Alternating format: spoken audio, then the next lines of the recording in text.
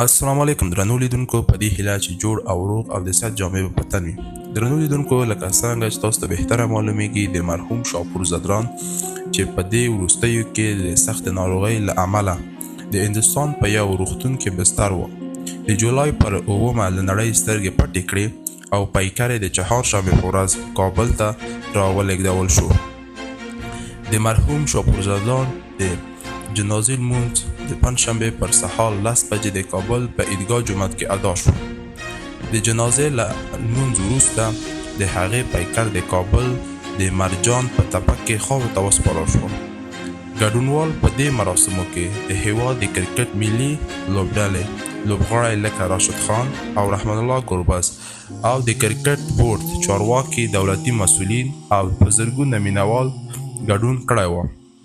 د مرحوم د جنازې مراسم تاسو بهتره درنو لیدونکي وینئ او بریبار او د خلکو مینه محبت د شاپور زدران سره او الله د شاپور زدران وبخي او فامیل ته یې صبر جمیل غواړو. نو درنو لیدونکو، د شاپور زدران د مړینې مراسم په ګډه راسره وګورئ.